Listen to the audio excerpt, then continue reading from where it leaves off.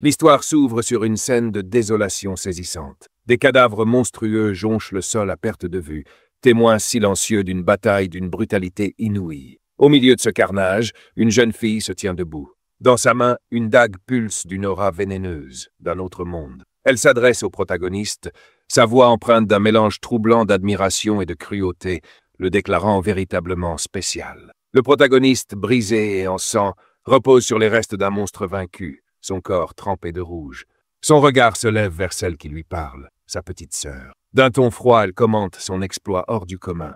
Malgré une espérance de vie limitée à 100 ans, il avait réussi l'impensable, s'approprier les runes des dieux anciens et exterminer la horde de monstres. Mais à présent, elle révèle sa véritable intention. Elle est venue prendre l'artefact qu'il a tant peiné à obtenir, l'œil du jugement. Malgré ses blessures atroces, le protagoniste l'affronte du regard, sa voix vacillant sous le poids de la trahison. Il exige de savoir pourquoi elle se retourne contre lui à un moment aussi crucial. Sa réponse est glaciale, empreinte d'un mépris sans équivoque. Elle lui dévoile une vérité qui le broie de l'intérieur. Il n'est pas son frère de sang, mais un simple enfant adopté. D'un sourire dédaigneux, elle balaie leur lien familial, affirmant qu'il n'a jamais eu le droit de se considérer comme son frère. Alors qu'elle parle, un homme blond s'avance lentement, Song Fei. Son ton est moqueur, mais d'un calme effrayant. Il adresse quelques mots à la petite sœur, feignant de la réprimander pour sa dureté, mais ses véritables intentions transparaissent. Il reconnaît la valeur du protagoniste, en particulier son amour inébranlable pour sa sœur. Un amour qu'ils ont exploité jusqu'au bout pour s'emparer de l'œil du jugement. Song Fei expose alors l'ampleur de leur tromperie. La dague que tenait la petite sœur, la dague du faucheur d'âme, avait été conçue pour drainer la force vitale du protagoniste. Tout cela n'avait été qu'un plan méticuleusement orchestré pour assurer leur victoire. La rage du protagoniste explose alors qu'il se remémore les sacrifices qu'il a consentis pour sa sœur. Depuis la mort de leurs parents, il avait endossé le rôle de protecteur, risquant sa vie à chaque instant, surtout après l'arrivée du jeu des dieux. Mais la rancune de sa sœur éclate. Elle l'accuse de l'avoir enfermée dans une cage, de lui avoir dicté chaque décision sous prétexte de la protéger. Elle admet que ses efforts leur avaient permis de survivre, mais désormais, ils n'avaient plus besoin de lui. L'œil du jugement était entre leurs mains. Ces mots sont une sentence cruelle, réduisant à néant toutes ces années de dévotion. Song Fei profite de l'instant. D'un mouvement vif, il fond sur le protagoniste, l'âme au clair, l'invitant à accepter son sort avec dignité. Il lui promet de prendre soin de sa sœur, mais le regard du protagoniste s'embrase d'une haine pure. Même en mourant, il ne leur pardonnera jamais. Mais avant qu'il ne puisse réagir, la lame de Song Fei s'abat, implacable. D'un seul coup net, elle tranche sa gorge. Son monde bascule. Alors que sa conscience s'efface, des pensées s'entrechoquent dans son esprit. Il pense à ce monde brisé par le jeu des dieux. En 2025, ce jeu oublié des anciens dieux s'était abattu sur l'humanité, plongeant d'innombrables innocents dans un cauchemar dès leur sommeil. Dans cette réalité pervertie, la vie elle-même était devenue une monnaie d'échange. Chaque mort coûtait des fragments d'existence. Tuer des monstres permettait de les récupérer. Les joueurs pouvaient extraire des compétences du jeu, puis les utiliser dans le monde réel en brûlant leur propre force vitale. Les plus puissants surpassaient les limites humaines. Ils écrasaient des chars à main nue, fendaient des avions d'un seul coup d'épée, résistaient même aux explosions nucléaires. Le chaos s'était répandu comme une traînée de poudre, et le protagoniste avait traversé cet enfer, survivant à l'indicible pour protéger sa sœur. Il avait gravi les échelons de ce monde impitoyable, se hissant parmi les 100 plus puissants, franchissant des obstacles insurmontables pour atteindre les ruines des dieux anciens et s'emparer de l'œil du jugement. Il était sur le point de toucher le sommet. Et il avait été trahi par la seule personne en qui il avait foi. Tout ce qu'il avait accompli, tout ce qu'il avait sacrifié, réduit à néant. Il n'avait été qu'un marchepied pour d'autres. Alors qu'il sombre dans l'obscurité, une seule pensée brûle encore en lui. Si une seconde chance lui était donnée, il ne vivrait plus pour les autres. Il vivrait pour lui-même. Soudain, la scène change. Le protagoniste se réveille dans son lit, son corps intact, mais son esprit désorienté. Il se demande s'il est réellement revenu dans le monde réel. D'un geste machinal, il attrape son téléphone et remarque la date, 2025. La réalisation le frappe de plein fouet. Il a été ramené 9 ans en arrière, au jour exact où le jeu des dieux a commencé. Fixant la fenêtre, il comprend immédiatement ce que cela signifie. Une seconde chance. Une opportunité de réécrire son destin. Le monde, encore inconscient du cataclysme à venir, continue de tourner paisiblement. Mais lui, il sait. Cette fois, il ne sera pas un simple pion dans le jeu de quelqu'un d'autre. Cette fois, il vivra pour lui-même. Un peu plus tard, la quiétude de son matin est brutalement interrompue. La porte s'ouvre à la volée, fracassant le silence. Sa petite sœur surgit, le visage rouge de colère. Elle hurle, exigeant de savoir pourquoi il n'a pas répondu à ses appels. Le protagoniste, assis calmement avec une tasse de café à la main, reste impassible. Son expression est indéchiffrable. Mais son silence ne fait qu'attiser la rage de sa sœur. Furieuse, elle donne un coup de pied dans une poubelle, répandant son contenu sur le sol. Il l'observe sans réagir, son esprit voyageant ailleurs. Il se remémore le jour où le jeu oublié des dieux a commencé. Ce jour-là, il avait eu une violente dispute avec sa sœur, une dispute qui couvait depuis longtemps. La source de leur conflit? Song Fei. Cette idole adulée qui avait capturé le cœur de sa sœur. À ses yeux, Song Fei était une étoile intouchable, un modèle de perfection. Mais le protagoniste connaissait la vérité. Derrière son masque scintillant se cachait un être manipulateur, un prédateur exploitant ses fans pour leur argent, et pire encore. Déterminé à protéger sa sœur de cet homme, il lui avait interdit de s'en approcher. Mais au lieu de comprendre, elle l'avait accusé de vouloir contrôler sa vie, de lui dicter ses choix. Aujourd'hui, alors qu'elle continue de crier, elle le tient pour responsable de la chute de Song Fei dans les classements des idoles, parce qu'il a refusé de lui donner de l'argent pour le soutenir. Ces mots sont un mélange de colère aveugle et de caprice déplacé. Mais le protagoniste en a assez entendu. Sans un mot, il se lève. Son mouvement est rapide, précis. Une gifle retentit. L'impact est brutal. Sa sœur recule d'un pas, abasourdie. Ses yeux s'écarquillent sous le choc. Elle tremble, des larmes menaçant de couler tandis qu'elle balbutie, incrédule. « Comment oses-tu me frapper ?» Son regard croise celui de son frère, glacial, implacable. D'une voix tranchante, il lui répond qu'il n'a ni le temps ni l'envie de se disputer avec elle aujourd'hui. Mais si elle continue de hurler, il n'hésitera pas à la faire taire lui-même. Il plonge une main dans sa poche et en sort une carte de crédit dorée. Il la lance à ses pieds. « Tout l'argent que nos parents ont laissé pour toi est là. » Il lui explique qu'en 9 ans, malgré toutes les épreuves qu'il a traversées, il n'a jamais touché un seul centime de cette somme. Aujourd'hui, il lui rend tout, jusqu'au dernier sou. Alors qu'il s'apprête à quitter la pièce, il ajoute une dernière chose. « Pour le respect de nos parents, je ne te dirai pas comment dépenser cet argent. Mais écoute bien. » Il marque une pause, laissant chaque mot s'ancrer dans l'air. « À partir d'aujourd'hui, tu n'es plus ma sœur. » Puis, sans un regard en arrière, il tourne les talons et referme la porte. Derrière lui, sa sœur s'effondre, les larmes coulant silencieusement sur son visage. Seul dans sa chambre, le protagoniste laisse échapper un soupir. Dans sa vie passée, il avait sacrifié trop de choses pour elle. Par peur qu'elle ne se blesse, il avait évité d'explorer des lieux dangereux où se cachaient des trésors inestimables. Il avait renoncé à des opportunités de puissance et de croissance. Tout cela pour la protéger. Mais cette fois, les choses seront différentes. Mais à présent, alors qu'il s'apprête à prendre des somnifères pour entrer à nouveau dans le jeu, il ressent une étrange sensation de liberté. Il se demande jusqu'où il peut aller sans le fardeau de sa petite sœur qui le retient. Cette fois, il jure d'utiliser les connaissances de sa vie passée pour surpasser tous les autres, s'appropriant le pouvoir et les opportunités qu'il avait autrefois laissé filer. Quant à sa petite sœur, il décide de la laisser prouver sa valeur par elle-même. Elle devra affronter les dures réalités du monde sans son aide ni sa protection. Et pour ce qui est de Song Fia, l'homme qui avait orchestré sa trahison et sa chute dans sa vie précédente, son regard s'assombrit, empli de détermination. Il se promet de tuer Song Fia de ses propres mains, s'assurant que cet idole manipulateur paie pour ses crimes. La scène bascule alors vers un espace vaste et irréel. Une immense salle remplie de miroirs imposants, irradiant une lueur éthérée. Il explique qu'il se trouve dans le hall de la sélection des professions, un lieu crucial où les joueurs choisissent leur voie dans le jeu divin. Dans sa vie passée, il avait passé des heures ici, accablé par le doute et l'incertitude. Mais cette fois, fort de son expérience passée, il avance avec assurance et détermination. Il sait exactement ce dont il a besoin.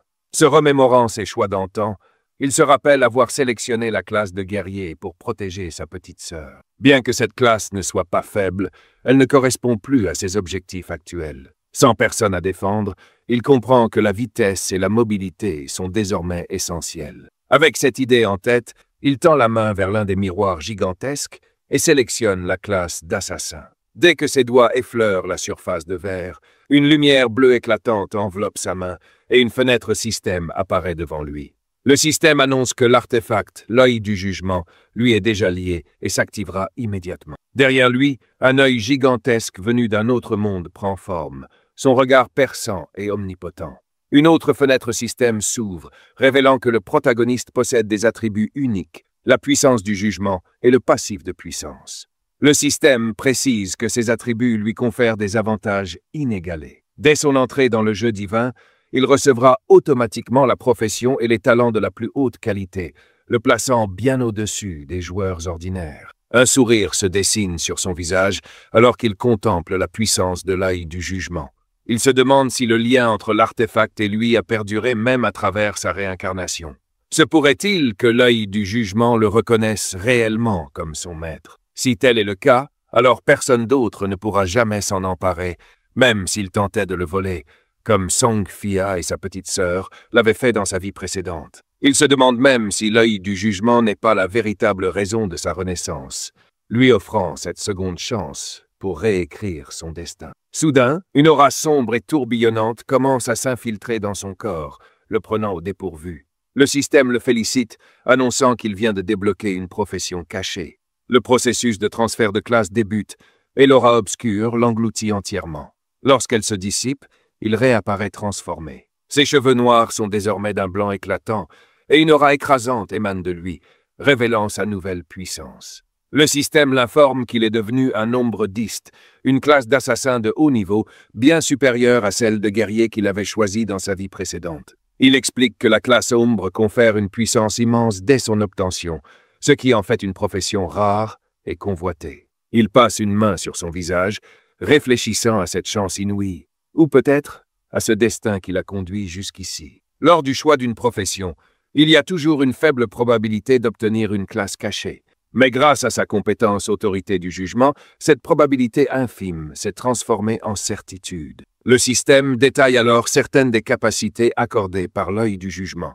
La première est l'autorité du jugement, décrite comme l'autorité la plus ancienne et primordiale de l'univers. Elle transcende les règles et l'ordre qui régissent la réalité elle-même. Toutefois, le système précise que, dépourvu de divinité, le protagoniste ne peut pas en exercer pleinement le pouvoir. Pourtant, ses effets passifs restent actifs, lui conférant un avantage extraordinaire. Le protagoniste est visiblement surpris par cette révélation.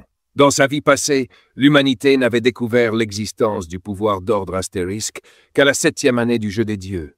À l'époque, un individu puissant avait réussi à s'échapper du monde du jeu pour atteindre la terre de l'ordre, révélant ainsi l'existence de cette force transcendante. Pourtant, malgré des années d'efforts, personne n'avait jamais réussi à l'obtenir. À présent, le protagoniste comprend qu'il détient l'autorité originelle, capable d'annuler les règles et l'ordre, un pouvoir susceptible de remodeler la structure même de la réalité.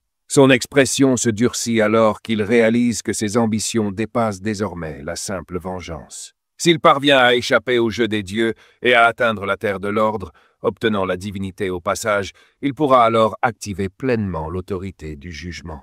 Soudain, un écran du système apparaît devant lui, affichant un texte lumineux lui demandant d'entrer un pseudonyme sous lequel il sera connu dans le jeu. Après un instant de réflexion, il choisit un nom qui reflète son ombre naissante. Un choix approprié, pense-t-il, étant donné que sa profession est née des ténèbres elles-mêmes. Lorsqu'il valide son nom, le système l'accepte aussitôt, et une aura sombre commence à tourbillonner autour de lui. Le système annonce alors qu'il est sur le point d'entrer dans le monde du jeu, une terre abandonnée par les dieux. Le système décrit ensuite la dure réalité de ce monde, une terre ravagée où d'innombrables monstres sèment le chaos. Il le met en garde. Ces créatures sont implacables et ne reculeront devant rien pour le déchirer et lui voler sa vie. Il lui explique également qu'une fois sorti de la ville de départ et engagé dans l'abattage des monstres, il pourra obtenir de la vie échangeable, une ressource précieuse. Cependant, la mort dans le jeu a un prix élevé. En cas de chute, la moitié de sa vie, qu'elle soit échangeable ou non, sera déduite. Les enjeux sont colossaux, mais le protagoniste ne se laisse pas intimider. La scène bascule alors sur son arrivée dans le village de départ, un endroit nommé Shelltown. Le système précise qu'il s'agit d'une zone de paix, un sanctuaire où les monstres ne peuvent pénétrer et où les joueurs sont interdits de s'attaquer les uns aux autres. Ici, la perte de vie est minimale, fixée à un taux de 1 pour 1. Le protagoniste observe son environnement, notant le chaos ambiant. Tout autour de lui, D'autres joueurs fraîchement aspirés dans le jeu tentent désespérément de comprendre leur situation. Il les entend murmurer, perplexes, se demandant comment ils ont atterri ici. Beaucoup se souviennent s'être simplement endormis avant de se réveiller dans le hall de sélection des professions, inconscients du cauchemar qui les attendait. Lui, en revanche, reste concentré. Il scrute la foule, notant la rapidité avec laquelle le jeu a attiré une multitude de personnes. Il sait que bientôt des individus puissants émergeront, cherchant à remodeler ce monde à leur image. S'il veut garder une longueur d'avance, il doit agir vite. Tandis qu'il avance dans la ville, son apparence attire immédiatement l'attention. Son équipement sur mesure et l'aura obscure qui l'entoure le distinguent nettement des autres joueurs. Des murmures parcourent la foule alors que certains spéculent sur sa profession. Un joueur, un assassin comme lui, reconnaît la dague à sa ceinture, mais reste stupéfait par l'écart flagrant entre eux. Alors que lui-même ne dégage aucune présence particulière, le protagoniste, lui, exsude un pouvoir et une aura de mystère. Le contraste est saisissant, et il ne fait qu'attiser davantage la curiosité des joueurs autour de lui. Tandis que le protagoniste se dirige vers la sortie du village, un groupe de joueurs réapparaît soudain devant lui, leur visage livide et secoué. Il semble que la mort dans ce jeu ne signifie pas une fin définitive. Les joueurs sont simplement renvoyés en sécurité à Shelltown. Le groupe se compose de 3 hommes et d'une femme, leur frustration palpable alors qu'ils se plaignent de leur récente rencontre avec un monstre rampant de niveau 1. L'un des hommes fulmine, expliquant qu'une simple morsure de la créature lui a coûté la moitié de sa vie, tandis qu'un autre peste contre le fait que tous leurs efforts combinés n'ont réussi qu'à entamer un tiers des points de vie du monstre. Le 3e homme, lui, semble complètement abattu, sa vie désormais réduite de moitié, sa confiance en lambeaux. Tout se tourne vers la femme qui semble être leur chef attendant ses instructions. Mais avant qu'elle ne puisse répondre, son regard croise celui du protagoniste. Il l'observe à son tour avec un regard aiguisé. Contrairement aux autres, elle manie un arc long au lieu du modèle standard, un arc court, distribué aux archers. Ce détail ne lui échappe pas, et il en déduit qu'elle possède sans doute une classe cachée, un atout rare et puissant. Intriguée par la présence imposante du protagoniste et son équipement inhabituel, la femme s'approche de lui avec une proposition. Elle suggère qu'ils fassent équipe, arguant que les monstres à l'extérieur sont bien trop puissants pour être affrontés seuls. Son groupe a déjà affronté une créature, bien que sans succès, et possède donc un minimum d'expérience à partager. Le protagoniste, cependant, ne peut s'empêcher de sourire intérieurement face à son raisonnement. La seule expérience que ce groupe possède, pense-t-il, c'est celle de mourir. Poliment, mais fermement, il refuse son offre, déclarant qu'il préfère travailler seul. Son refus laisse la femme interdite, tandis que les hommes de son groupe commencent à murmurer entre eux. Ils remettent en question son arrogance, se demandant comment quelqu'un peut croire être capable d'affronter les monstres seuls, alors qu'eux-mêmes, à 4, n'ont même pas tenu tête à l'un d'entre eux. Malgré leur scepticisme, la femme sent qu'il y a plus chez le protagoniste, qu'il ne le laisse paraître. Déterminée à percer son mystère, elle décide de consulter sa fenêtre de statut. Ses yeux s'écarquillent en lisant son pseudonyme, Shadow. Elle ricane, trouvant ce nom prétentieux, mais elle ne peut se défaire de l'impression qu'il cache quelque chose de significatif. Se tournant vers son groupe, elle annonce qu'ils suivront le protagoniste pour observer ses compétences. Peut-être, suppose-t-elle, a-t-il découvert des informations précieuses sur les monstres et les garde pour lui. Avec un sourire carnassier, elle ajoute qu'elle a hâte de voir comment il va s'en sortir ou comment il va tomber. Alors que le protagoniste avance d'un pas assuré vers la sortie de Shelltown, la jeune femme blonde et ses compagnons se mettent à le suivre, leurs mouvements prudents et mesurés. Cachés derrière un arbre, leur regard reste fixé sur sa silhouette qui s'éloigne. La blonde, la voix teintée de frustration, murmure à son équipe à quel point ce monde, abandonné des dieux, est étrange et dangereux. Elle admet qu'elle ne comprend pas totalement pourquoi ils ont été entraînés dans ce cauchemar. Mais en tant que joueuse chevronnée de jeux en ligne, elle a rapidement formé une équipe pour affronter les défis qui les attendent. Pourtant, même avec son expérience, elle n'avait pas anticipé à quel point ce jeu les humilierait. Le tout premier monstre qu'ils ont rencontré à l'extérieur du village des débutants les a purement et simplement annihilés. Un rappel brutal de leur manque de préparation. Elle en conclut qu'une telle créature dépasse largement les capacités d'un joueur de niveau 1. Pendant ce temps, les 2 hommes de son équipe ne peuvent s'empêcher de spéculer sur le protagoniste. L'un d'eux, un assassin comme lui, souligne les différences flagrantes entre eux.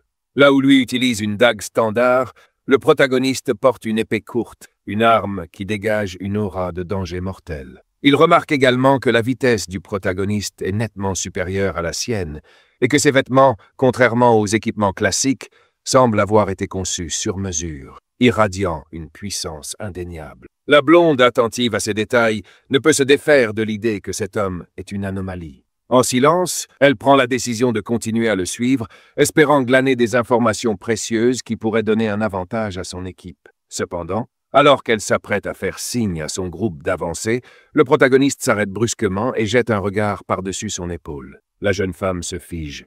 Son cœur s'emballe. L'a-t-il repéré? Avant qu'elle ne puisse réagir, il active une compétence. Image latente. Une aura sombre enveloppe son corps et, en un instant, il disparaît, comme s'il n'avait jamais été là. Le groupe reste figé dans un silence abasourdi, peinant à comprendre ce qu'ils viennent de voir. L'assassin est le premier à reprendre ses esprits. Il explique que le protagoniste a dû utiliser la compétence furtivité, une capacité de base des assassins.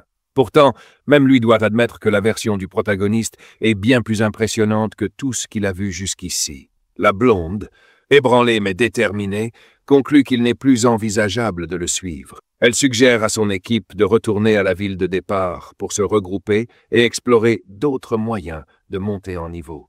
Elle leur rappelle que s'aventurer hors du village des débutants est bien trop dangereux, surtout maintenant que leur espérance de vie a déjà été réduite de moitié après leur première mort. Les hommes acquiescent, spéculant sur le fait que la ville pourrait receler des récompenses cachées, comme des coffres au trésor ou des PNJ détenant des informations précieuses.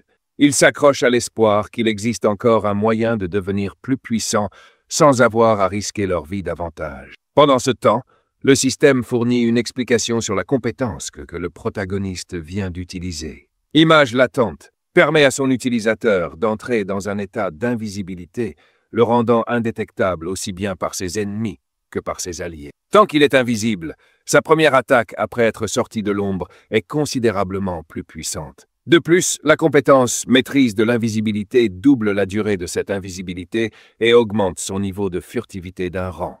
Le protagoniste est agréablement surpris par l'efficacité de ses capacités de classe d'ombre. Contrairement aux assassins ordinaires, dont la furtivité peut être facilement détectée dès le premier niveau, ses compétences uniques lui assurent une disparition totale. Ni les joueurs ni les monstres ne peuvent percevoir sa présence à ce stade précoce du jeu. Alors qu'il s'éloigne de la fille blonde et de son équipe, il les balaie mentalement d'un regard méprisant, les considérant comme de simples naïfs. Il sait que la ville de départ n'offre aucun raccourci vers la puissance. Ce n'est rien d'autre qu'un refuge temporaire, un sanctuaire illusoire dans un monde où les faibles ne sont que du gibier pour les monstres. Son objectif demeure inchangé. Il poursuit son chemin, son invisibilité finissant par se dissiper. Il remarque que bien que la durée de la compétence soit courte, son temps de rechargement commence dès son activation, lui permettant de disparaître à nouveau en quelques secondes seulement. Une interface système s'ouvre devant lui, affichant son statut actuel. Son pseudonyme, Shadow, et sa classe, Ombre, sont mis en avant. Au niveau 1, il possède une durée de vie non échangeable de 75 ans et une durée de vie échangeable de 0 ans. Ses attributs sont les suivants. Force à 10 points avec un bonus de 3, Constitution à 10 points avec un bonus de 3, Agilité à 10 points avec un bonus de 8 et Esprit à 10 points avec un bonus de 5. Le protagoniste explique que chaque joueur commence avec 10 points dans chaque attribut, les points bonus étant attribués en fonction de la classe choisie. Dans sa vie passée, en tant que guerrier, il ne recevait que 3 points de bonus en force et en constitution.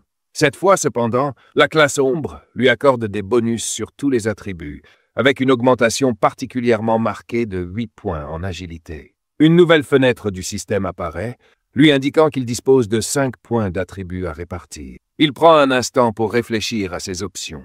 Il sait que de nombreux joueurs privilégient la force ou l'esprit au départ, espérant ainsi renforcer leur puissance physique ou magique. Pourtant, il rejette cette approche comme fondamentalement erronée. Dans un monde où une seule attaque de monstre peut être fatale, la puissance brute ne vaut rien sans la rapidité nécessaire pour esquiver. Fort de cette certitude, il attribue ses 5 points à l'agilité, la portant ainsi à 10 points, avec un total de 13 en comptant le bonus.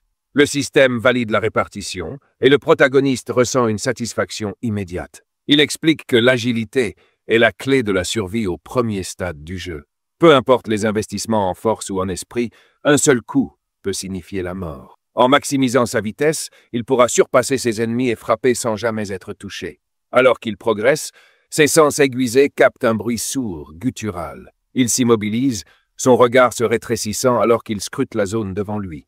Là, tapis dans l'ombre, une créature grotesque l'attend. Un rampant de niveau 1, classé comme monstre normal par le système. Son corps déformé et les sons étranges qu'il émet créent une atmosphère glaçante, mais le protagoniste reste imperturbable. Il reconnaît cette créature. C'est la même qui a décimé l'équipe de la fille blonde un peu plus tôt.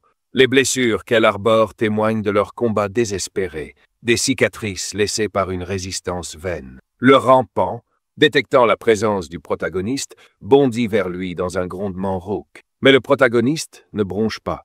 Il esquive l'attaque avec une aisance déconcertante, ses mouvements fluides et précis. Tout en évitant le coup, il explique que ces créatures sont réputées pour leur faim insatiable de force vitale. Lorsqu'elles tuent un joueur, elles absorbent les années de vie de leurs victimes, les utilisant pour gagner en puissance et évoluer.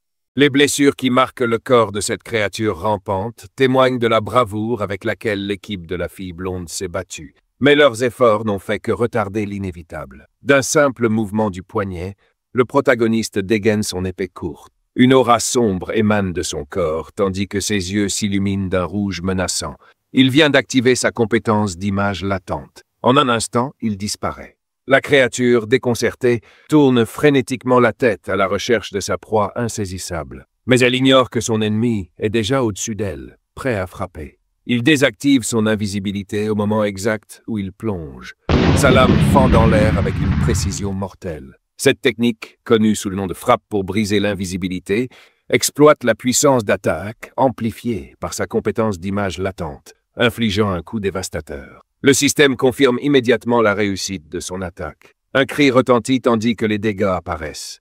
Un chiffre stupéfiant de 174 points. La créature rampante de niveau 1 s'effondre avant de se dissoudre en énergie. Le protagoniste gagne 10 points d'expérience, mais même lui reste un instant interloqué par l'ampleur des dégâts qu'il vient de causer. Il s'attendait à une frappe puissante, mais une telle destruction dépasse largement ses prévisions. Le système lui explique que sa compétence attaque dans l'ombre a joué un rôle crucial. Lorsqu'il frappe un ennemi hors de son champ de vision, les dégâts sont doublés. Une mécanique qui fait de lui un véritable prédateur. Alors qu'il assimile la portée de cette compétence, des souvenirs de son ancienne vie refont surface. Il se rappelle les combats acharnés qu'il a menés en tant que guerrier, où un coup critique infligeait à peine 40 points de dégâts. Abattre une seule créature rampante relevait de l'exploit, le laissant épuisé et couvert de blessures. À l'époque, son unique priorité était de protéger sa petite sœur, sacrifiant sa propre progression pour assurer sa sécurité. Il lui avait laissé la plus grande part des récompenses, se condamnant ainsi à rester perpétuellement sous-puissant. Mais aujourd'hui, tout a changé. Désormais, il se bat pour lui-même, et les résultats parlent d'eux-mêmes. Le système l'informe de ses récompenses. 3 jours de vie échangeables et une durée stupéfiante de 54 ans et 155 jours de vie non échangeables. Le protagoniste écrase l'énergie du monstre dans sa main, savourant la montée de puissance qui l'envahit. Mais les récompenses ne s'arrêtent pas là. Une nouvelle fenêtre s'affiche, annonçant l'activation de l'autorité du jugement. Le système le félicite. Il vient d'obtenir le talent Évolution Infinie, une capacité aussi rare que redoutable. Ce talent lui permet d'accumuler des points d'évolution en éliminant des monstres en mode solo, qu'il pourra utiliser pour améliorer ses compétences. De plus, il recevra automatiquement 5 points d'évolution toutes les 24 heures, avec la possibilité d'en gagner 100% sur les boss vaincus en solitaire. Actuellement, 5 points d'évolution sont déjà à sa disposition. Alors que le protagoniste assimile les informations du système, une pensée lui traverse l'esprit. Son aptitude d'évolution infinie pourrait-elle améliorer ses compétences existantes? Dans sa vie passée, une telle idée était inconcevable. Qu'il s'agisse d'un équipement ou d'un livre de compétences, peu importait la rareté de l'objet obtenu sur un monstre, il restait toujours à son niveau d'origine. C'était la règle fondamentale du jeu.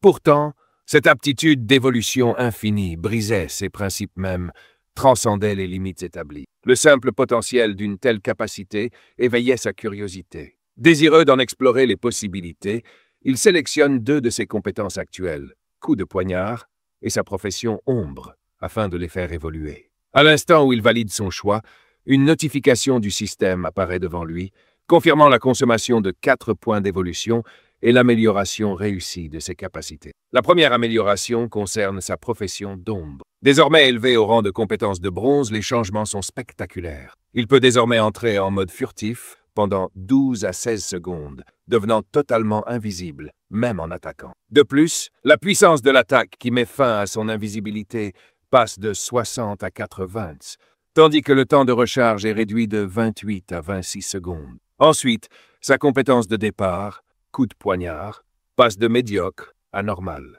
Son effet passif augmente désormais les dégâts de 15% lorsqu'il frappe un ennemi par derrière ou en dehors de son champ de vision, contre 10% auparavant.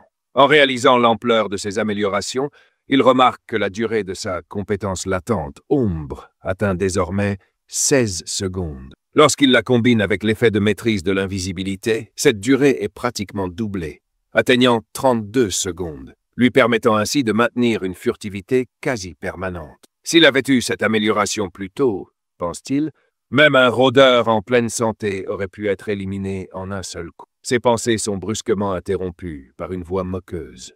Un inconnu ricane à l'idée qu'un gringalet comme lui puisse tuer un monstre en solo. Se tournant vers la source de cette raillerie, il aperçoit deux individus. Un homme à la carrure imposante qui tente d'impressionner une fille. Cette dernière l'appelle Gangxi et le couvre d'éloges, affirmant avec assurance qu'avec sa musculature, il pourrait facilement affronter au moins 10 monstres en même temps. Gangxi, hilar, la rassure en déclarant qu'avec lui, elle n'a rien à craindre. En observant leur échange, le protagoniste perçoit un détail troublant.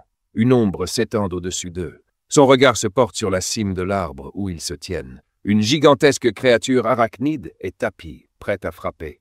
Ignorant totalement le danger imminent, Gangxi se tourne vers le protagoniste et lui fait une offre. Il devrait les rejoindre, car lui, Gangxi, saura le protéger. Mais le protagoniste est déjà en mouvement. Il a immédiatement reconnu la créature, une infirmière. Sans la moindre hésitation, il active sa compétence image latente et disparaît dans l'ombre. La fille émet un cri de surprise, pointant du doigt l'endroit où il se trouvait quelques instants plus tôt. Gangxi, méprisant, hausse les épaules avec un sourire suffisant. Selon lui, ce faible a simplement pris la fuite, terrorisé par sa seule présence. Son arrogance ne dure pas.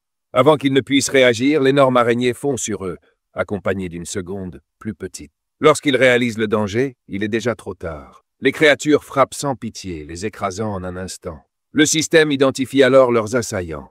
L'eau infirmière, un boss de niveau 1 classé bronze, et son compagnon, une araignée juvénile, une créature de niveau 1 de rareté commune. À quelques mètres de là, toujours dissimulé dans l'ombre, le protagoniste analyse calmement la situation. L'infirmière est un adversaire redoutable, doté d'environ 1600 points de vie, bien au-delà des capacités d'un débutant. Pire encore, elle contrôle une horde entière de petites araignées. Mais pour lui, c'est une opportunité parfaite pour tester ses nouvelles compétences. Sans la moindre hésitation, il se jette sur l'infirmière, déclenchant une attaque conçue pour briser son invisibilité et maximiser ses dégâts. Sa lame frappe juste, et la créature recule sous l'impact, une plaie béante laissant s'écouler un flot de sang. En représailles, l'araignée riposte d'un coup puissant. Le protagoniste esquive d'un mouvement fluide, glissant sous ses pattes pour éviter l'impact. Sans perdre une seconde, il réactive image latente et disparaît à nouveau dans les ombres. Une notification du système apparaît, 338 points de dégâts infligés. Un coup solide, mais encore insuffisant face à un tel monstre. Un autre message signale qu'il a subi 9 points de dégâts. Une blessure minime, compte tenu de son agilité. Avec seulement 130 points de vie, il sait qu'un affrontement direct serait suicidaire. Mais au fond de lui, il ne peut s'empêcher d'être fasciné par la puissance brute de son attaque améliorée. Infliger plus de 300 points de dégâts en un seul coup procure une sensation grisante. Frustré par cette menace invisible, l'infirmière explose de rage, déchaînant une furie aveugle sur son environnement dans une tentative désespérée de riposter. Le protagoniste observe, pleinement conscient que ces créatures ne sont pas dénuées d'intelligence. Elles s'adaptent, elles ripostent. Le combat est loin d'être terminé. Mais il est plus que prêt à découvrir jusqu'où sa nouvelle puissance peut l'emmener. Très vite, il réalise que l'infirmière attaque dans toutes les directions, rendant toute approche directe trop risquée. Avec l'araignée bébé également en état d'alerte, une attaque frontale est hors de question. Il décide alors d'essayer une autre approche. Alors que l'infirmière s'apprête à fuir en lançant sa toile, un rocher fendu fend l'air et vient s'écraser contre son abdomen, y creusant un trou béant. Une notification du système confirme que l'attaque a infligé 299 points de dégâts. Le protagoniste détaille sa stratégie, exploitant le bonus de dégâts déclenché par la rupture de son invisibilité, combiné à l'amélioration de ses compétences. Le système considérant les projectiles comme des attaques légitimes, chaque pierre qu'il lance est aussi efficace qu'un coup direct. Sans hésiter, il enchaîne avec un nouveau jet, convaincu que dès que son talent d'image latente sera rechargé, il pourra reproduire cette technique indéfiniment. Le système valide une nouvelle frappe, infligeant cette fois 279 points de dégâts. Répétant cette tactique sans relâche, il affaiblit méthodiquement l'infirmière. Peu après, une annonce retentit dans le village de départ, Shelltown. Le classement vient d'être mis à jour. Le système annonce qu'un joueur nommé Shadow a terrassé l'infirmière, un monstre de rang bronze, devenant ainsi le premier joueur à atteindre le niveau 2. Son nom s'affiche dans tout le village, marquant officiellement l'ouverture du classement de Shelltown. L'incrédulité gagne les autres joueurs. Nombre d'entre eux se rappellent avoir été massacrés par l'infirmière à maintes reprises, rendant inconcevable qu'un seul joueur ait pu la vaincre en solitaire. Très vite, les murmures se propagent, chacun cherchant à en savoir plus sur ce mystérieux Shadow. Certains crient à la tricherie, tandis que d'autres restent figés devant le classement, stupéfaits de n'y voir qu'un seul nom inscrit. Parmi les spectateurs ébahis se trouve la jeune fille blonde aperçue plus tôt, accompagnée de son équipe. Elle peine à comprendre comment un joueur de niveau 1 a pu vaincre seul un monstre de niveau boss. Même les monstres ordinaires leur donnent du fil à retordre et pourtant Shadow a triomphé d'une créature de rang bronze. Le doute s'immisce en elle. Une erreur du système? Gangzi et son compagnon, qui ont eux-mêmes succombé face à l'infirmière, sont tout aussi sidérés. Comment quelqu'un a-t-il pu venir à bout de cette immense araignée tout en gérant son essaim de subordonnés? Soudain, un souvenir refait surface dans l'esprit de la jeune fille. Cette silhouette encapuchonnée qu'ils avaient négligée un peu plus tôt. Se pourrait-il que Shadow, ce soit lui? De son côté, le protagoniste voit apparaître une nouvelle notification du système, confirmant officiellement sa victoire. Il a gagné 300 points d'expérience, atteint le niveau 2 et obtenu 2 points d'évolution. De plus, il a débloqué le classement de niveau de Shelltown et reçu 1 point de réputation. Tout le village est désormais au courant de son exploit. Tandis que le corps de l'infirmière se dissout en énergie, il constate que l'élimination du boss provoque la fuite des araignées restantes, terrorisées. Un léger regret l'envahit. En les laissant s'échapper, il a manqué une précieuse opportunité d'expérience. Une nouvelle notification lui révèle ses récompenses. 46 jours de vie transférables. Un livre de compétences de rang bronze intitulé « Main de l'avarice », ainsi qu'une dague de corrosion, une arme de rang bronze augmentant la puissance d'attaque de 35 points et l'agilité de 4 points. Il gagne également 2 points d'évolution supplémentaires. Intrigué par la main de l'avarice, il se concentre sur le livre de compétences. Le système lui fournit une explication. Il s'agit d'une capacité exclusive aux assassins, permettant d'extraire un butin supplémentaire des cadavres de monstres avec un taux de réussite de 20%. Seule condition, être au moins niveau 1. Il contemple sa chance inespérée. Qui aurait cru qu'un boss de rang bronze puisse lâcher une compétence aussi rare et précieuse? Cette capacité pourrait considérablement accélérer son acquisition d'équipement. Il se remémore un joueur de sa vie passée, God of Sin. Malgré des compétences de combat médiocres, il était devenu une figure légendaire grâce à la main de l'avarice seule. Son influence avait grandi au point qu'il bénéficiait d'une garde du corps personnelle. Une idée soudaine traverse l'esprit du protagoniste. Si la main de l'avarice offre un taux de réussite de 20%, que se passerait-il s'il la combinait avec son talent d'évolution infini? Théoriquement, il pourrait non seulement améliorer ses chances, mais aussi accroître la quantité de butin obtenu. Cette perspective l'enthousiasme. La scène bascule soudainement dans le monde réel, où des étudiants se dirigent vers leur école. Parmi eux se trouve la sœur cadette du protagoniste et son amie. Tandis qu'elles marchent ensemble, l'amie l'encourage à appeler son frère et à s'excuser. Elle lui rappelle qu'elles ont séché un examen important la veille pour soutenir Song Fei en secret et que son frère doit être furieux. Mais la sœur balaye cette idée d'un revers de main. Selon elle, elle n'a rien fait de mal et ne voit aucune raison de s'excuser. À ses yeux, c'est plutôt l'intervention de son frère qui leur a fait manquer l'heure d'entrée de Song Fei. S'il y a bien une personne qui devrait s'excuser, c'est lui. Son ami tente de la raisonner, soulignant à quel point son frère a toujours été bon avec elle. Elle va même jusqu'à avouer qu'elle a envie d'avoir un frère aussi attentionné. Mais la sœur, froide, lui ordonne d'arrêter de se mêler de ce qui ne la regarde pas. Elle lâche alors sèchement qu'il n'est même pas son véritable frère. Pour elle, elle n'a qu'un seul frère, Song Fei. Lorsqu'elles arrivent à l'école, un brouhaha attire leur attention. Dans leur classe, un attroupement s'est formé autour d'un bureau, des murmures inquiets s'élevant parmi les élèves.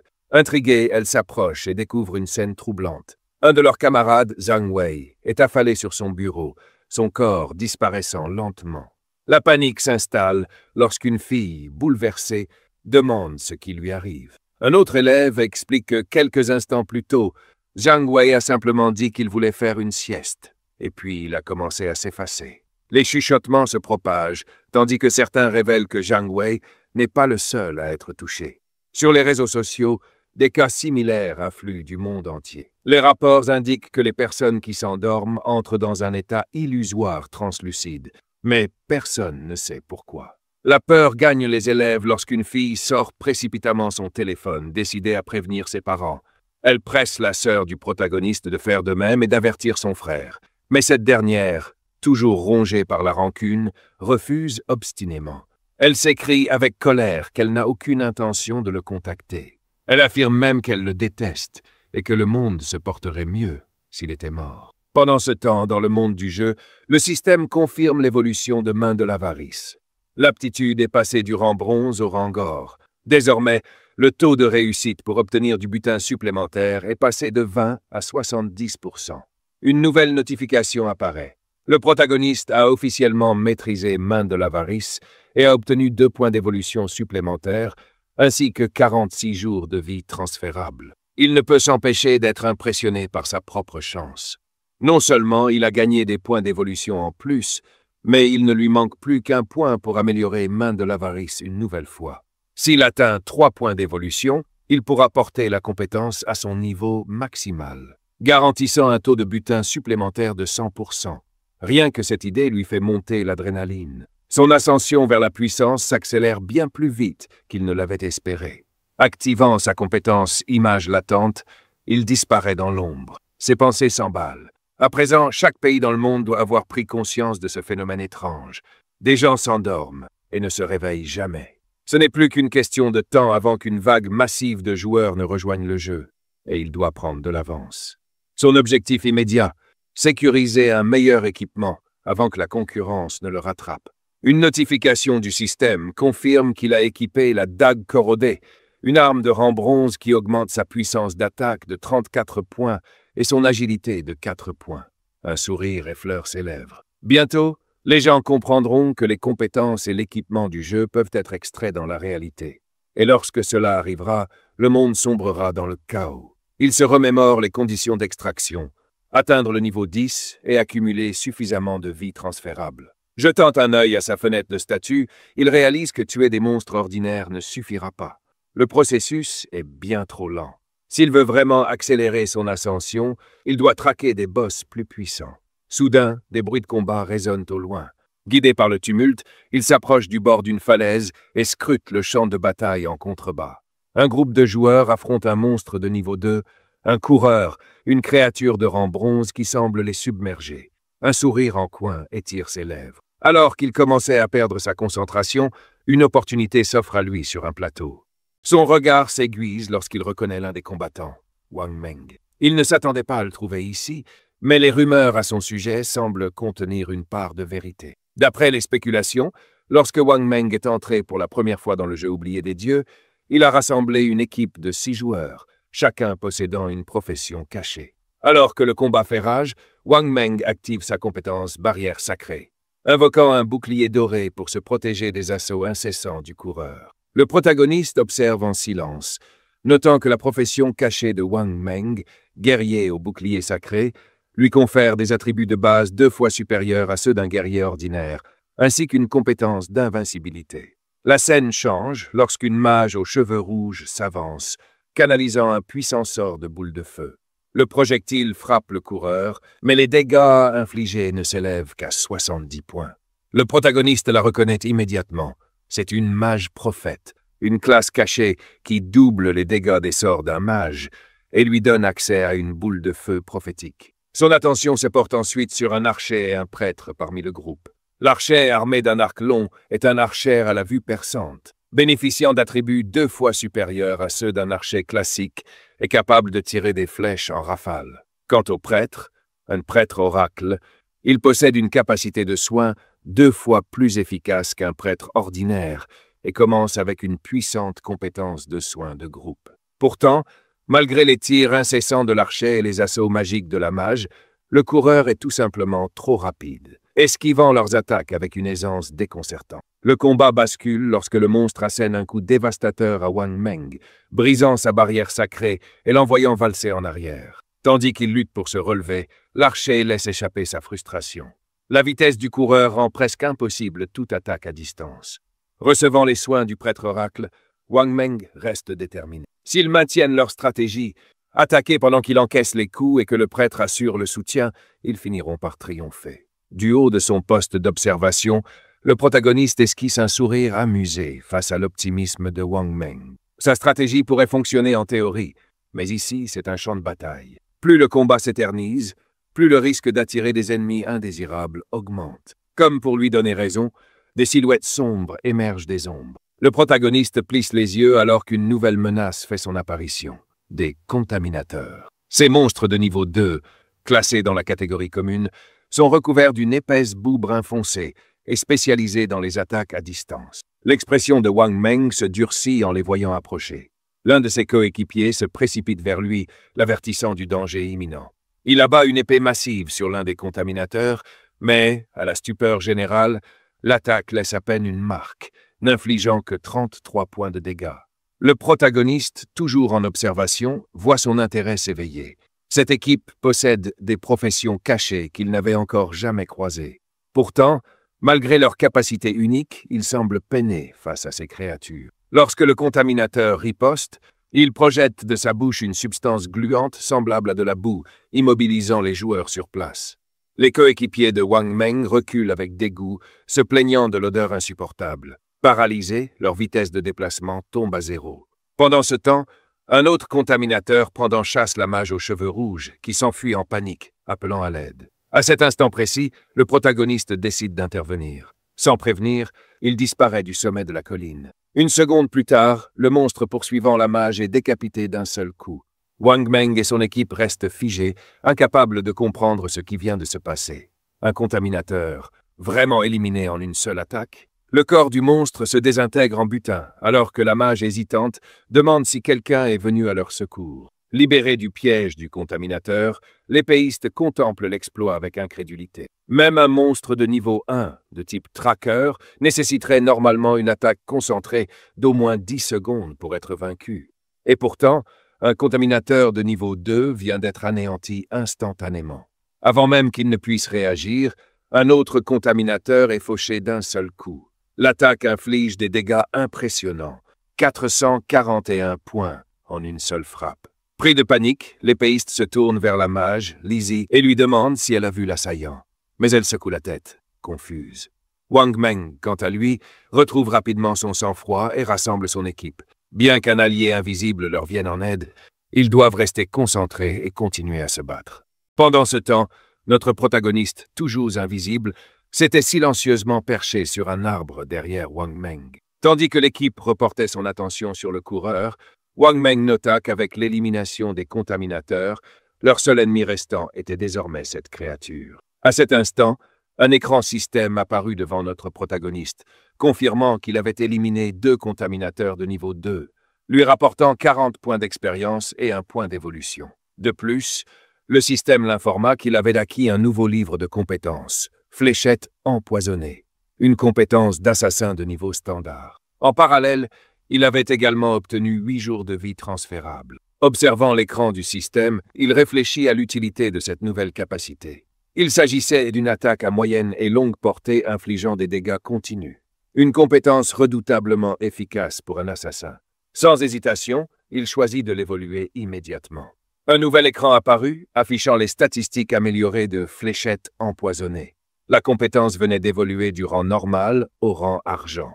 Le système détailla ses nouvelles capacités. Désormais, la fléchette pouvait être lancée jusqu'à 14 mètres, infligeant 120 points de dégâts de base à l'impact. En plus, elle appliquait instantanément un effet de poison sur la cible, causant 50% de dégâts continus par seconde pendant 5 secondes. Bien que l'effet ne puisse pas se cumuler, la compétence ne nécessitait qu'un court temps de recharge de 5 secondes et exigeait un niveau minimum de 2 pour être apprise. Un sourire en coin apparut sur le visage du protagoniste. Avec cette capacité, il pourrait paralyser ses ennemis avant même qu'ils ne réalisent ce qui les avait frappés. Pendant ce temps, le combat de Wang Meng tournait au cauchemar. Le monstre coureur le dominait totalement, sa vitesse et sa force dépassant de loin les siennes. Alors qu'il levait son bouclier pour se protéger, les griffes acérées de la créature lacérèrent son flanc, tranchant sa chair avec une précision terrifiante. Avant qu'il ne puisse réagir, la bête frappa de nouveau. Ses serres s'enfoncèrent plus profondément dans son corps, le soulevant du sol comme une vulgaire poupée de chiffon. Son bouclier tomba au sol dans un bruit sourd, tandis qu'un cri de douleur lui échappait. Ses coéquipiers, figés d'horreur, observèrent le soigneur se précipiter pour guérir ses blessures, mais en vain. Les griffes du monstre étant toujours enfoncées dans sa chair, la magie curative n'eut aucun effet. Du sang s'écoula de la bouche de Wang Meng alors qu'il rassemblait ses dernières forces pour ordonner à son équipe de fuir. Mais avant qu'il ne puisse réagir, un projectile d'une vitesse fulgurante fusa dans les airs et s'écrasa directement sur le visage du monstre avec une force dévastatrice.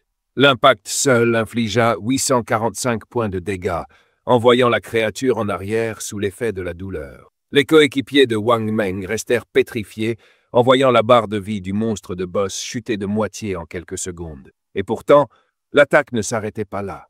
Le sang s'échappait de la plaie, une hémorragie incontrôlable, affaiblissant encore davantage la bête. Son corps convulsa violemment avant qu'elle ne lâche enfin Wang Meng, dont le corps meurtri s'effondra au sol. Désespéré de survivre, il tenta de ramper vers un endroit sûr. Mais le monstre continuait de hurler, son état empirant à vue d'œil. Son énergie vitale se vidait à un rythme constant de 324 points par seconde, jusqu'à ce qu'enfin, la créature s'effondre sur le sol, succombant aux dégâts implacables. À cet instant, un nouvel écran système apparut devant le protagoniste, affichant les résultats de son attaque. Les dégâts qu'il avait infligés représentaient plus de 90% de la santé totale du boss, lui accordant ainsi l'exclusivité du butin.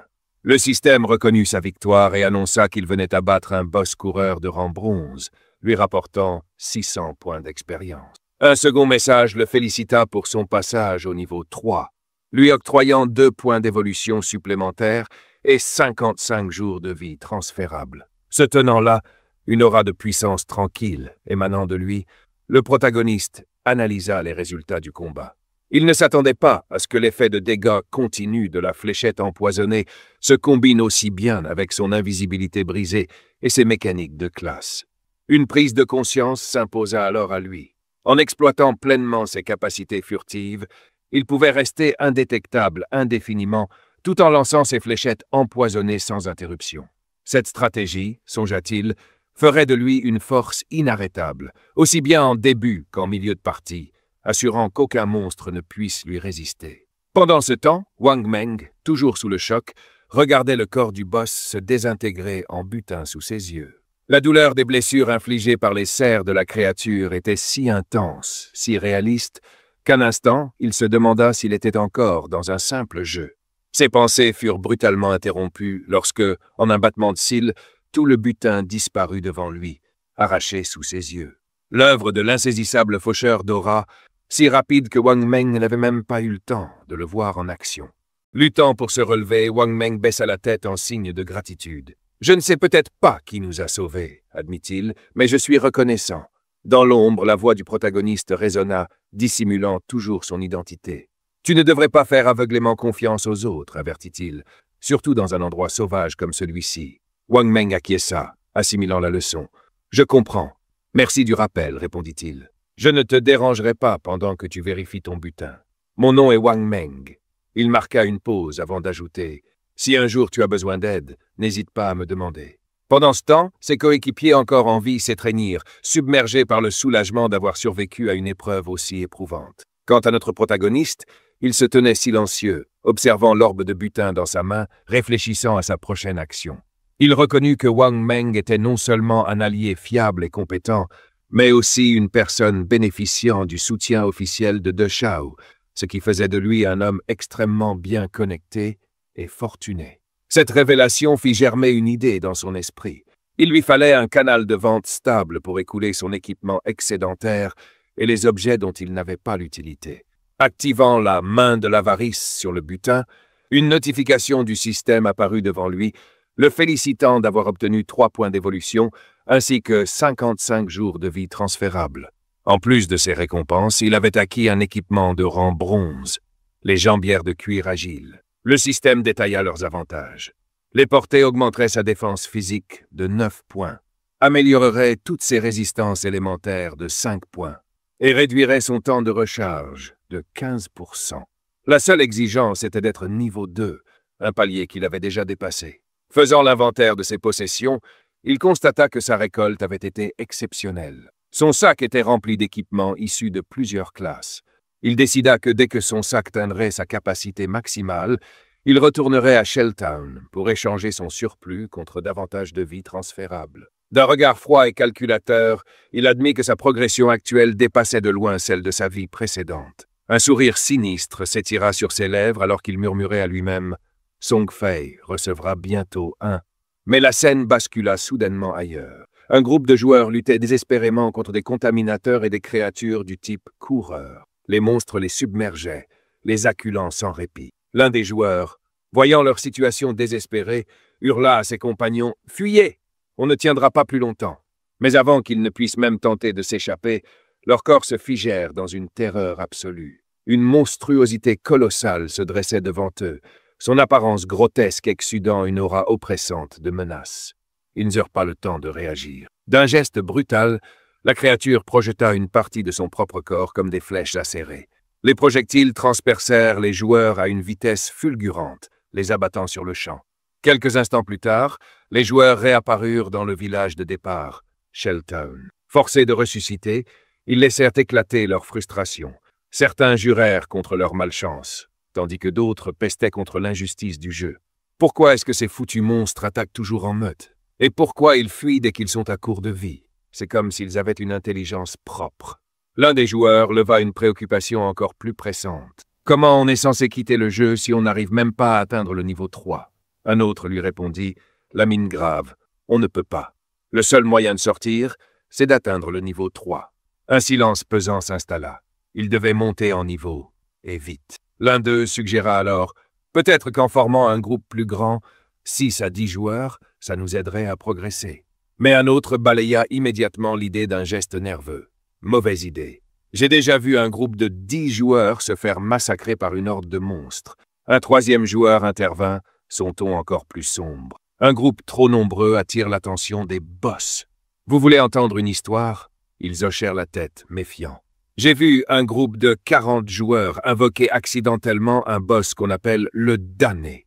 En un seul coup, il en a tué 30. Ailleurs, une jeune fille blonde et son équipe venaient également de ressusciter à Shelltown. Sur leur visage, l'angoisse se lisait clairement. Si on n'atteint pas le niveau 3, elle serra les poings, ses dents grinçant sous la tension. On restera coincé ici. Ses pensées s'emballèrent. Si on est entré dans ce jeu en s'endormant, alors seul notre esprit est ici. Un frisson parcourut son échine. Si on ne peut pas sortir, nos corps réels finiront par mourir de faim. La simple pensée de ce qui les attendait lui fit parcourir un frisson glacé le long de l'échine. L'un de ses coéquipiers, un assassin, prit la parole avec une expression inquiète, rappelant qu'ils étaient déjà morts 3 fois et qu'il leur restait moins de 10 ans de vie échangeable. Avant qu'il ne puisse terminer sa phrase, la jeune fille blonde le coupa sèchement. D'un ton ferme, elle déclara que mourir à nouveau n'était tout simplement pas une option. À cet instant précis, le système de classement de Shelltown s'afficha au-dessus d'eux, projetant les noms des joueurs les mieux classés. Leurs yeux s'écarquillèrent sous le choc. Au sommet de la liste trônait cet énigmatique homme de l'ombre, leur protagoniste, qui avait déjà atteint le niveau 3. Derrière lui, Wang Meng et Balala peinaient encore à gravir le niveau 1. L'esprit de la jeune fille blonde s'emballa. Comment progressait-il si vite? Il devait forcément connaître une méthode que les autres ignoraient. Une flamme de détermination s'alluma dans son regard, alors qu'elle prit une décision audacieuse. Si ce joueur mystérieux possédait un moyen d'accélérer leur montée en puissance, alors il leur fallait absolument le convaincre de les aider à atteindre le niveau 3.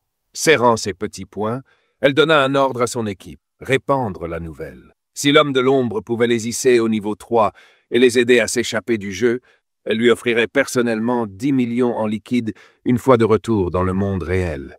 Un léger sourire effleura ses lèvres.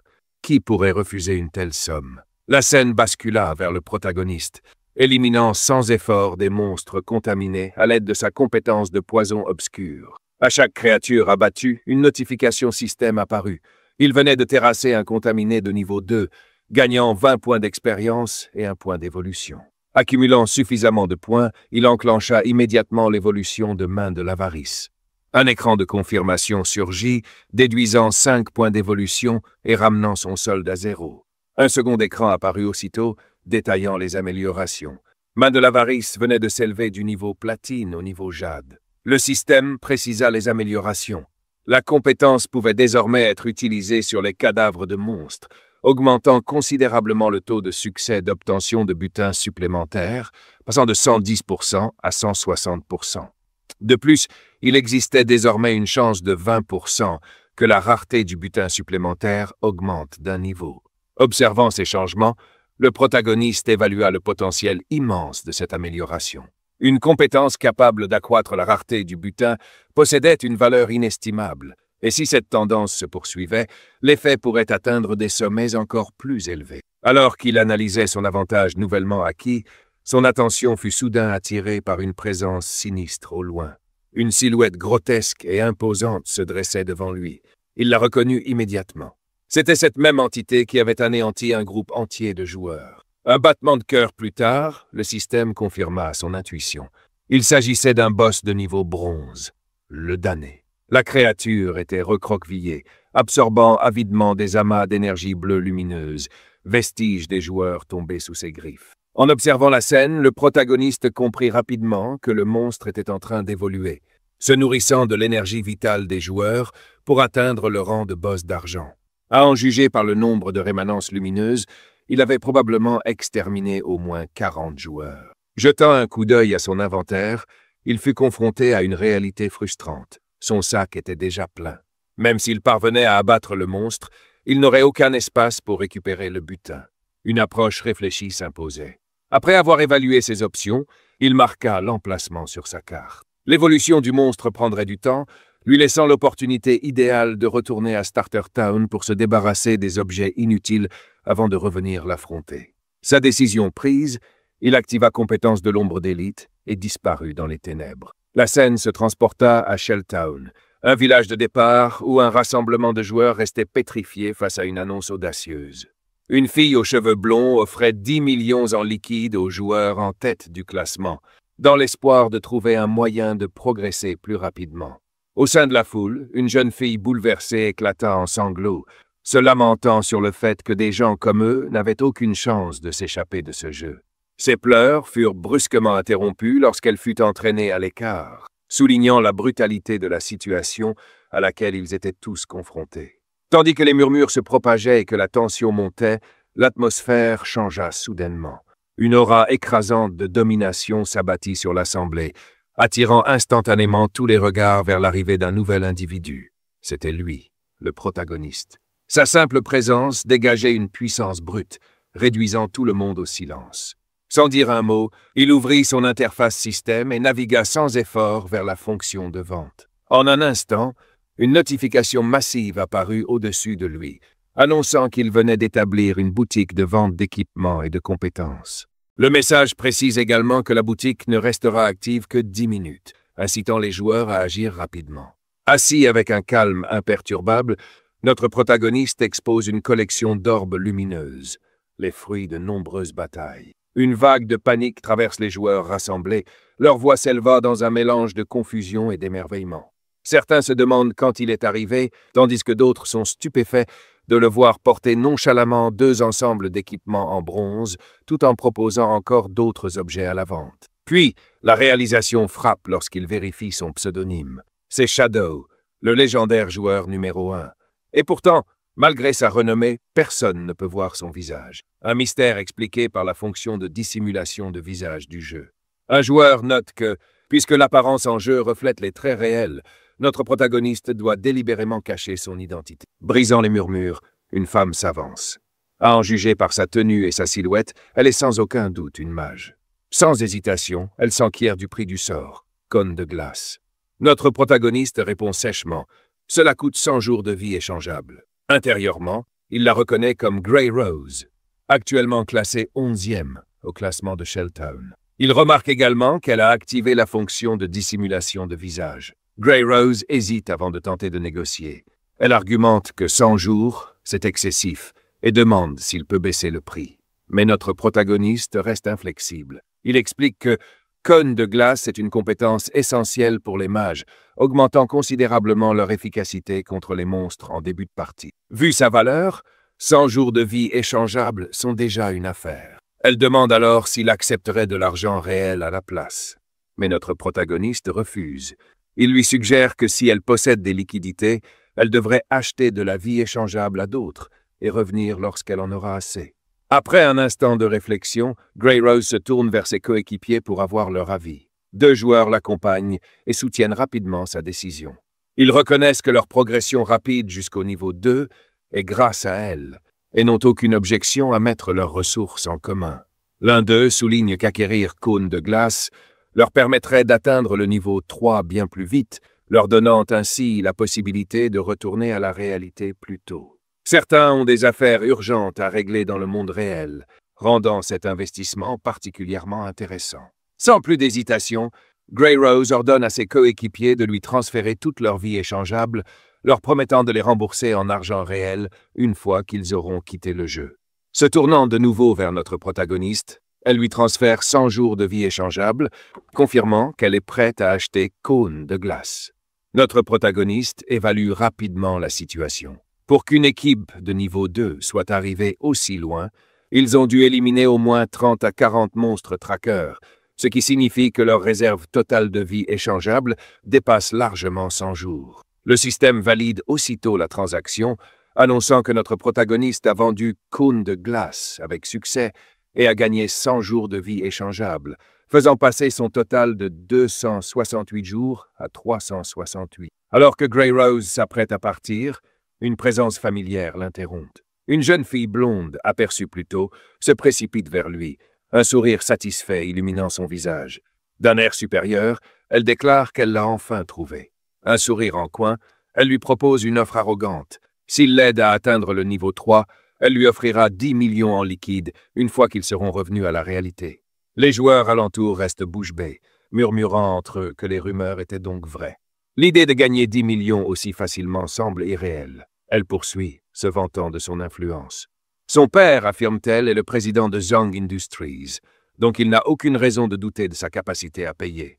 Mais notre protagoniste reste impassible. Il analyse rapidement la situation et comprend sa véritable identité. Dans sa vie passée, elle avait été la chef d'un tristement célèbre syndicat criminel, finalement démantelé par les autorités. Les rapports avaient révélé ses méthodes, attirer les joueurs avec des offres d'argent en échange de leur vie échangeable, avant de les kidnapper et de les réduire en esclavage. Ceux qui refusaient subissaient un sort bien plus horrible dans le monde réel. D'un ton glacial et sans la moindre hésitation, notre protagoniste rejette son offre et lui ordonne de dégager. Zhang Li reste figé, incapable de comprendre pourquoi quelqu'un refuserait une opportunité aussi en or. Une lueur de frustration traversa son visage alors qu'elle le mettait en garde. Malgré sa force actuelle dans le jeu, personne ne comprenait vraiment ce qui se passait. Elle lui assura qu'en s'alliant à elle, il pourrait vivre dans le luxe, avec des voitures, des maisons, des femmes, tout ce qu'il désirait. Mais notre protagoniste resta impassible. Si elle n'était pas venue pour acheter quelque chose, elle devait partir. Intérieurement, il connaissait la vérité. L'argent allait bientôt perdre toute valeur. Bientôt, la seule monnaie qui compterait serait la vie échangeable. L'expression de Xiang Kaili se tordit de rage. Elle explosa, le traitant d'ingrat et affirmant qu'elle lui rendait service. Elle le menaça, affirmant que si cela se passait dans le monde réel, elle l'aurait déjà remis à sa place. Mais notre protagoniste n'avait aucune patience pour les menaces creuses. Son regard s'assombrit, et il parla d'une voix tranchante comme une lame. Il l'avertit que si elle osait prononcer un mot de plus, il s'assurerait qu'elle perde jusqu'au dernier jour de sa vie échangeable. Pour appuyer sa menace, il libéra une aura oppressante et menaçante, envoyant des frissons glacés dans le dos de ceux qui l'entouraient. Xiang Kaili et son équipe reculèrent immédiatement, leur assurance s'effondrant alors qu'ils prenaient la fuite, terrifiés. Les autres joueurs restèrent figés, perplexes, se demandant ce qui avait bien pu les effrayer à ce point. Maintenant que le tumulte était dissipé, notre protagoniste reprit ses ventes. Le système confirma une nouvelle transaction réussie. Une tunique de lumière faible venait d'être vendue, lui rapportant 19 jours supplémentaires de vie échangeable. Son total s'élevait désormais à 546 jours. Les joueurs qui avaient acheté auprès de lui s'émerveillaient de leur nouvelle force. Mais notre protagoniste avait déjà porté son attention ailleurs. Avec tout son stock écoulé, il était temps de s'occuper de ce maudit boss. Activant sa compétence de furtivité, ombre cachée, il disparut dans le néant. Alors qu'il s'effaçait de la vue des autres, il réfléchit à l'ignorance des joueurs autour de lui. À cet instant précis, aucun d'eux ne réalisait que la vie échangeable cachait une autre fonction secrète. Une vérité qui ne tarderait pas à bouleverser la réalité elle-même. Aucun d'eux ne comprenait que ce jeu, oublié des dieux, était sur le point de renverser l'ordre du monde. Tandis que les joueurs restants restaient bouche bée, se demandant s'ils avaient rêvé, notre protagoniste déclara intérieurement une vérité implacable. Les héritages qu'il chérissait tant allaient bientôt devenir insignifiants. Dans l'ère à venir, une seule chose compterait, la puissance absolue. Et ceux qui ne le comprendraient pas seraient laissés derrière, balayés par la nouvelle ère qui approchait. La scène se déplaça alors vers la jeune femme blonde et son équipe. À bout de souffle après leur fuite précipitée, la blonde déclara, furieuse, que non seulement Ombre l'avait rejetée, mais qu'il l'avait aussi menacée. Elle jura que dès son retour dans le monde réel, elle le retrouverait et le tuerait. Alors qu'elle rumine cette pensée, un homme s'approcha d'elle et se présenta sous le nom de Mao Li-jun, ou Lao Mao pour faire court. Lao Mao expliqua qu'il était actuellement au niveau 2 et prétendit connaître quelques astuces pour progresser rapidement dans ce jeu. Il demanda s'il pouvait accepter l'offre que Ombre avait refusée, 10 millions, en échange de son aide pour faire monter la blonde et son équipe au niveau 3. Méfiante, la jeune femme plissa les yeux et demanda ce qu'il entendait par « astuce ». Souriant, Lao Mao expliqua qu'il ne révélait jamais ses secrets, mais qu'il ferait une exception pour elle. Il lui confia que, dans cette situation, la meilleure stratégie pour monter en niveau était d'attribuer immédiatement tous ses points d'attribut à l'agilité. En répartissant ses 5 points dans cette statistique, sa vitesse de course maximale dépasserait légèrement celle des monstres, lui permettant potentiellement de gagner sans subir le moindre dégât.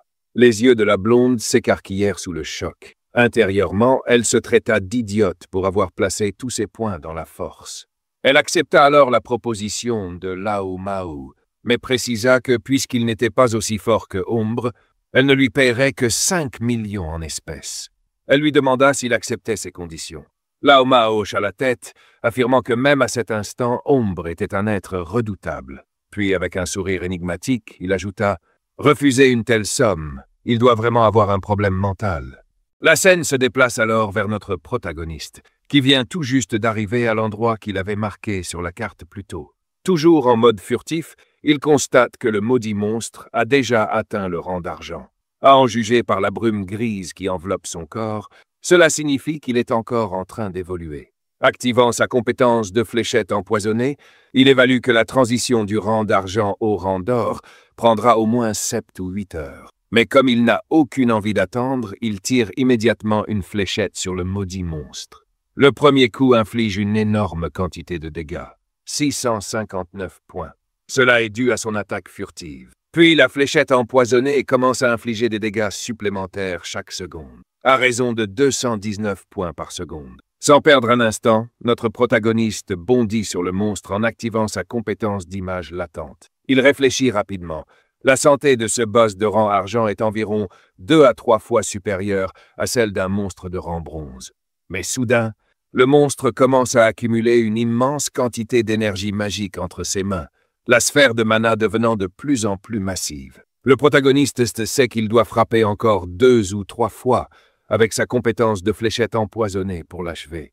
Cependant, en un instant, le monstre déchaîne son attaque, ravageant toute la zone environnante. Il comprend alors que ce maudit monstre est un boss de type magique, dont la plupart des compétences sont des attaques de zone causant d'importants dégâts d'un seul coup. Dès qu'il a lancé sa fléchette empoisonnée, il s'est immédiatement replié, parvenant tout juste à sortir de la zone d'impact. Toujours invisible, il réalise que, compte tenu de sa santé et de sa défense actuelle, il n'aurait eu aucune chance s'il avait encaissé l'attaque de plein fouet. Alors que le combat continue, le monstre commence à charger une nouvelle attaque dévastatrice, son corps se tournant lentement vers le protagoniste. Mais ce dernier reste calme, se déplaçant avec agilité sur le champ de bataille, gardant un œil attentif sur le temps de recharge de ses compétences. Son habilité ombre cachée n'est pas encore disponible. Il sait qu'il doit patienter jusqu'à ce que le boss expose une faille. Le plan est simple, attendre l'ouverture parfaite, frapper avec précision et disparaître avant que le monstre ne puisse répliquer. Quelques instants plus tard, la créature vacille, brièvement distraite. C'est le moment. Sans hésitation, il surgit en avant, activant à nouveau sa fléchette empoisonnée. L'attaque touche sa cible avec précision, infligeant 659 points de dégâts. Presque instantanément, l'effet du poison se déclenche, drainant la santé du monstre à un rythme constant de 219 points par seconde. Réalisant qu'il est en grave danger, le boss tente de fuir. Mais notre protagoniste ne compte pas le laisser s'échapper. Il le traque sans relâche, son regard froid et calculateur. Le monstre vacille, à bout de force. Son ultime tentative de retraite est vaine. Face à une lutte aussi misérable, abandonner aurait été bien plus simple. Dans un flou de mouvement, le protagoniste disparaît pour réapparaître au sommet de la tête du monstre. Dans un geste brutal, il l'écrase violemment contre le sol. Le système confirme instantanément sa victoire. Il a vaincu le maudit monstre, un boss redoutable de rang argent. Une avalanche de notifications s'affiche devant lui. 1800 points d'expérience gagnés, propulsant son niveau de 3 à 5 d'un seul coup. En prime, il reçoit 4 points d'évolution et un butin inattendu. 124 jours de vie échangeables. Il ne peut s'empêcher de rire. Un seul boss lui a permis de monter 2 niveaux et de gagner une précieuse réserve de points d'évolution. Alors que le corps du monstre vaincu se désintègre en butin, il active la version évoluée de sa compétence, Man d'Everest. L'air semble vibrer alors qu'un écran du système apparaît, confirmant le processus de récupération du butin. La récompense dépasse ses attentes. Encore 4 points d'évolution, ainsi que 124 jours supplémentaires de vie échangeables. Son butin est ainsi doublé, ce qui lui arrache un sourire satisfait. 2 bonus supplémentaires dès le départ. Pas mal du tout. Après un rapide calcul, il réalise que ce boss de rang argent lui a rapporté un total de 12 points d'évolution et 372 jours de vie échangeables. Mais alors qu'il prend à peine le temps de digérer ces gains impressionnants, une nouvelle notification du système apparaît. Un bonus inattendu vient de lui être attribué. L'effet secondaire de la main de l'Everest s'était activé, améliorant l'un de ses objets pillés, passant de rareté argent à or. Il observa la notification avec curiosité. Un objet de niveau or était tombé. Pas étonnant que la main de l'Everest soit classée parmi les compétences de niveau jade. Elle avait le pouvoir d'améliorer le butin au-delà de sa rareté d'origine. Son attention se porta sur les objets éparpillés autour de lui. 7, peut-être 8 équipements étaient tombés, mais son sac à dos ne disposait que de 10 emplacements libres. Il soupira. S'il devait faire des allers-retours à chaque fois qu'il abattait un boss, ce serait une perte de temps énorme. Idéalement, cette fichue créature aurait pu laisser tomber une bague de stockage ou quelque chose du genre. Ça lui aurait facilité la tâche. Juste au moment où il s'apprêtait à examiner un objet particulier parmi le butin, la scène changea brusquement pour revenir à la ville de départ. Là-bas, la mage de l'équipe de Wang Meng réapparut dans un éclat de lumière, son visage s'illuminant de soulagement. Elle était enfin de retour, et tout cela grâce à Wang Meng. Tandis que le reste de l'équipe suivait, ils exprimèrent leur gratitude, reconnaissant que sans le leadership de Wang Meng, ils n'auraient jamais atteint le niveau 3 et ne seraient pas revenus en vie. Mais Wang Meng balaya leurs éloges, insistant sur le fait que leur progression était avant tout le fruit d'un effort collectif. Pourtant, la mage ne pouvait s'empêcher d'éprouver un léger regret. Elle soupira, déplorant le fait de ne pas avoir pu ajouter ce grand gaillard en ami avant de quitter le donjon. Peut-être, songea-t-elle, est-ce parce qu'elle était couverte de boue à ce moment-là. Son coéquipier, amusé, lui lança un sourire taquin, affirmant que dans sa nouvelle tenue toute propre, elle était resplendissante. Sûrement, ce mystérieux joueur ne la repousserait plus cette fois. Alors qu'ils discutaient, une annonce système retentit soudainement dans toute la ville. Le classement venait d'être mis à jour. Shadow avait atteint le niveau 5. La nouvelle se propagea comme une onde de choc parmi les joueurs et dans toute la ville. Quelqu'un lâcha incrédule. Comment diable Shadow a-t-il pu passer du niveau 3 au niveau 5 aussi rapidement? La seule explication plausible, il avait dû abattre un puissant boss. Un autre joueur intervint, affirmant que, même pas 10 minutes plus tôt, il avait vu Shadow vendre tranquillement des équipements sur la place du marché. Et maintenant, ça. Dans un élan de désespoir, un joueur s'écria, mi-sérieux, mi-plaisantin. « Ma petite sœur vient d'avoir 18 ans. Si Shadow pouvait s'intéresser à elle, ce serait un coup de maître pour notre famille. Après tout, avec l'aide de Shadow pour monter de niveau, tout changerait. » Ses amis le firent taire immédiatement. « Tu plaisantes? Shadow est du genre à ne même pas cligner des yeux devant 10 millions en liquide. Tu crois vraiment qu'un simple arrangement suffirait à l'intéresser? » Pendant ce temps, dans le camp de Wang Meng, l'équipe commençait à paniquer. Ils venaient tout juste de célébrer leur passage au niveau 3, pour finalement se rendre compte que Shadow les avait déjà laissés loin derrière. Mais Wang Meng, lui, resta calme. Il leur ordonna de mettre ses inquiétudes de côté. Ils devaient se déconnecter, retourner à la réalité et prévenir leurs familles et amis de l'horreur que cachait ce jeu. Leurs corps commencèrent à s'estomper tandis que le système confirmait leur processus de déconnexion. Les dernières paroles de Wang Meng furent lourdes de sens. Si le monde plonge réellement dans le chaos, alors la moindre des choses est de préparer nos proches à ce qui nous attend. La scène changea une nouvelle fois, basculant cette fois dans le monde réel. Les yeux de Wang Meng s'ouvrirent brusquement. Presque aussitôt, une voix s'éleva, alertant le capitaine. Car Wang Meng n'était pas un simple joueur, il était policier. Ses collègues se précipitèrent vers lui, visiblement secoués. L'un d'eux avoua qu'ils avaient été profondément inquiets. Son corps avait commencé à devenir translucide alors qu'il était inconscient. La vérité effrayante était désormais évidente. Si un joueur mourait dans le jeu ou perdait toute sa vie, il ne se contentait pas de se déconnecter. Il était tout bonnement effacé du monde réel. Mais il n'y avait pas de temps pour encaisser cette révélation. Wang Meng se redressa d'un bond et lança un ordre à voix haute. « Que tout le monde se rassemble. Il s'est passé quelque chose de grave. » Alors que la caméra reculait, un détail devenait limpide. Il se trouvait dans un hôpital, et les enjeux étaient bien plus grands que quiconque ne l'avait imaginé. À très bientôt pour une nouvelle partie.